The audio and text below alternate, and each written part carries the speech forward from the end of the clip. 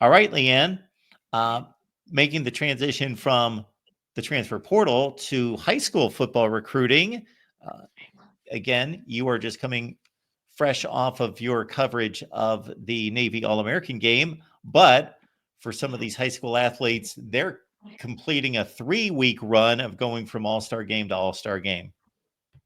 Yes, indeed. Like I said, it all started at the Under Armour All American Bowl. Had 100 of the top players across the board. A new thing that all the bowls that we talked about, Under Armour, Navy All American, and next up already kicking off this week is the Polynesian All Star Bowl, is that they've included 2026s. So not only now have we been able to evaluate the outgoing seniors that are committed to their next collegiate program, some of them were packing up and heading to their new college campus already. I've already seen some kids that I got to say bye to, heading to make their college. But Mark, you and I would probably like to be in Hawaii right now at the Polynesian Bowl, because some of these kids have been traveling from All-Star game to All-Star game and will be ending their All-Star week run out in Hawaii for the Polynesian Bowl. We will definitely have more kit practice kicked off today. Some of these guys you'll be hearing again, because we've talked a lot about them from the Navy All American Bowl. So they're going from San Antonio to Honolulu to enjoy that warmer weather, because they definitely embrace the elements. It was definitely cold in Texas during their time here, but just kind of want to hit on some of the guys that we're going to be looking at. We're going to kind of shift over to the 2026 class. That some of the guys that will be at the Polynesian Bowl that have already made their way down to Hawaii to get things and kicking off this weekend. They'll have the game. The guy that we've kind of been talking about, that we haven't talked a lot about because we haven't been focused on the high school recruiting, but now we're going to shift gears, is the number one wide receiver, number one player, and he just happens to come out of the SIP, Hattiesburg native, Tristan Keys. He's going to have plenty eyes on him. He's already made his runs in the All-American circuit, but winding down another 2026 talented wide receiver that everybody's going to look at, including Lane Kiffin. Like I said, he hails from Hattiesburg, Mississippi, and you can bet your bottom dollar that Lane Kiffin, this is one of the recruitments that he's been spearheading himself along with his staff. They definitely don't want to lose this talent. And definitely don't want him to leave the SIP. So Ole Miss is definitely one to watch. Of course, he has a slew of offers. It looks like he's going to be shortening down his list, but some of the guys, it looks to be an all SEC cast of suitors. Obviously, Ole Miss, LSU, Tennessee, Texas A&M are going to be some of the guys to watch. But again, Lane Kiffin is looking to add another top wide receiver in this recruitment, and we'll get to see him, some more of him this week. We saw a little bit of him throughout this past couple weeks, so definitely we'll be breaking down film. Like I said, I'm still unpacking from San Antonio, getting all that film and everything. So, like you can see, he's a 5-star. He's elite, number 4 national player. He's number 1 coming out of Mississippi, number 1 coming as a wide receiver in the 2026 class. He's going to be one to watch. Extremely shifty, great for his size. I mean, there's nothing this kid can't do. And like I said, he's going to be an asset to whichever team he goes. But right now, it looks like it's going to be an all SEC cast of suitors as he narrows down his list. And we will be bringing coverage of him from the Polynesian Bowl as he makes his last stop of the All-Star season before he gets into the offseason and heads back to Hattiesburg. Leanne, this is an impressive list, but you started right at the top with, again, the number one receiver on the 247 board, right there from the state of Mississippi down near the coast.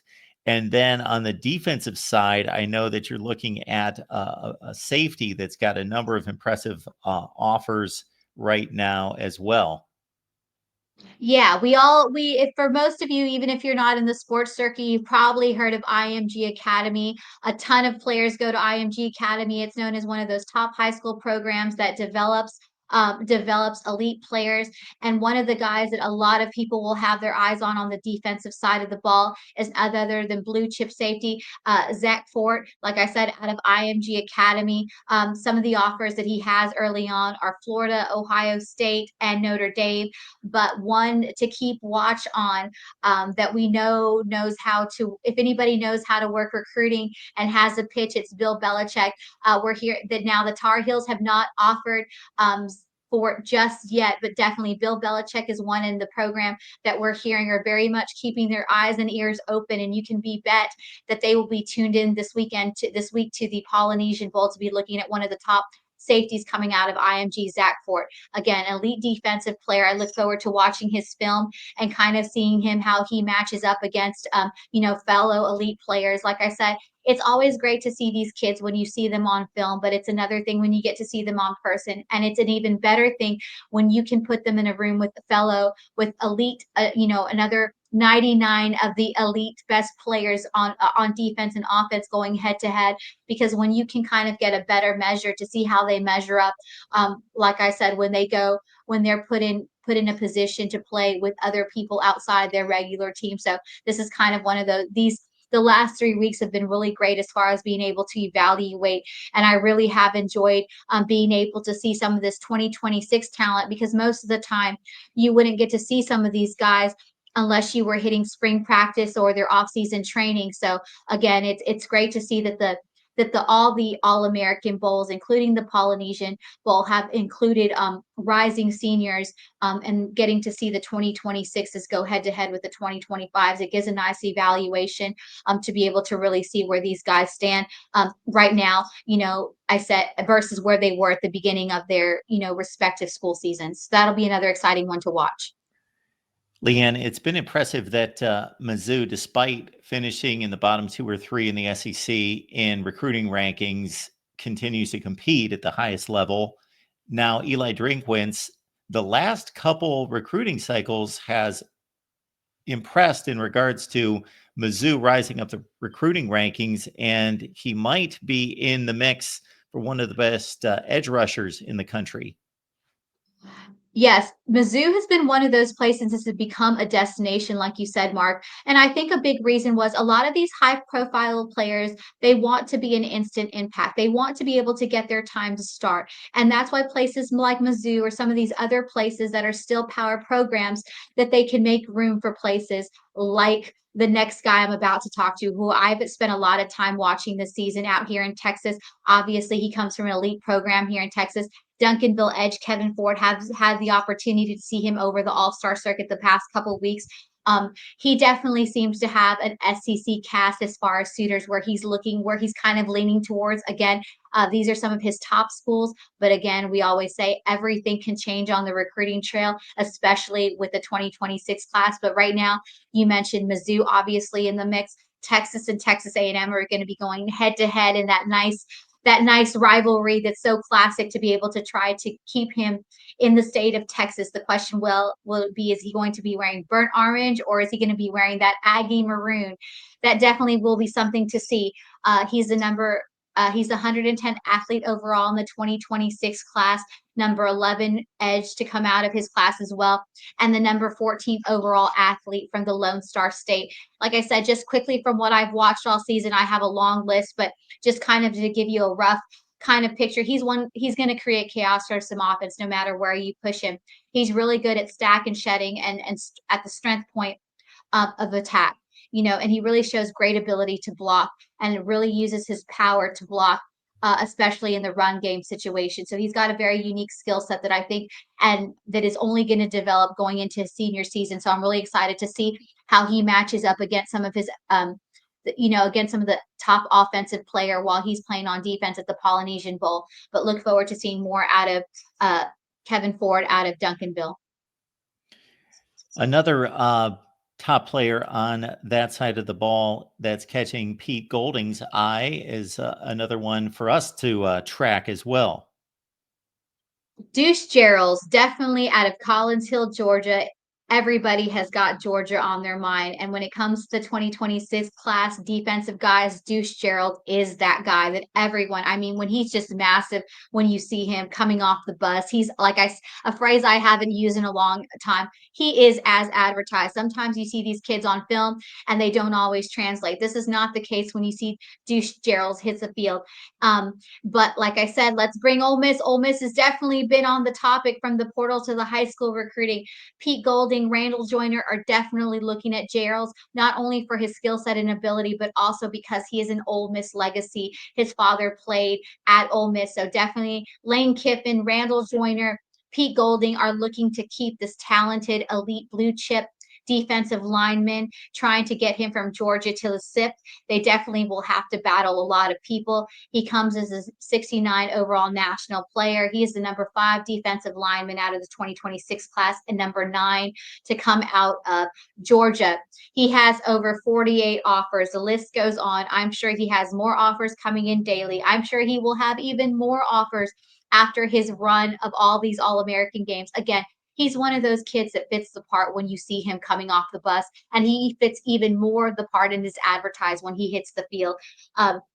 Like I said. And another thing that might be appealing, especially to Ole Miss, we all know what J.J. Pegues did, the mayor of Oxford did, those big guys up front, what they can do. Deuce Gerald's might be that guy because when he's at Collins Hill, he's also had a few end zone touchdowns and battling his way through some of those defensive sides of the ball. So again, not only is he a great elite defensive lineman, the big guy is really good at making some of those key touchdowns in the red zone. So he definitely will be one to watch, like I said. And what really stands out to me, aside from being able to play on both sides of the ball, he really has just got a great ability to pay both the pass and the run game at an elite level. You know, you get players that are familiar, especially on defensive line, at being able to have a skill set to be able to do both. But Deuce Gerald is really just one of those guys that can really do well on the pass and the run. And then he also, like I said, can play both inside and on the edge, which I think makes him another valuable asset. So plenty of teams will be looking at him and have been looking at him. Obviously, Ole Miss is at the top of the list, hoping that they can pull him in, obviously, with the ties of him being an Ole Miss legacy. But definitely, we all know what the Ole Miss defense can do as far as development, and one of the best defenses in the country and in the SEC. Is looking to keep Gerald's on. But again, they are going to have to trifle through a lot of suitors and prospects. It doesn't seem like he's going to be narrowing his list down, but he's also looking at one of Ole Miss's lovely rivals in the Bayou Bengals. Obviously, Brian Kelly would be not so great if he overlooked him. I don't think anybody's overlooking Deuce Gerald's, but again, the Georgia native is definitely has his pick of the cream of the crop when it comes to college is in his near future. So it'll be really exciting to look at him this week and see how he continues to close out his all-star scene going into his offseason over at Collins Hill in Georgia. Leanne continues to track all of college football, whether that be the transfer portal and high school recruiting as well. And the best way to track Leanne's work is to follow her on X. It's Leanne Herring RW. And then you can just go to the various sites and all the videos and see everything that Leanne's working on right there. And of course, keep it locked in here at the Voice of College Football as Leanne and I produce a weekly show with the portal updates and also record on a regular basis to bring you the latest in high school recruiting and, of course, the transfer portal. Leanne, as always, appreciate you breaking things down. Appreciate you having me. And like I said, tomorrow when we come on next, we'll definitely have a full wrap up of the awesome but low scoring Navy All-American Bowl and some of the guys to watch out. We saw over 400 prospects out in San Antonio from 2026 to 2028 that we are going to be breaking down for you. So we look forward to bringing you that Navy All-American Bowl wrap up and combine wrap up here not too far away. Thanks for joining us.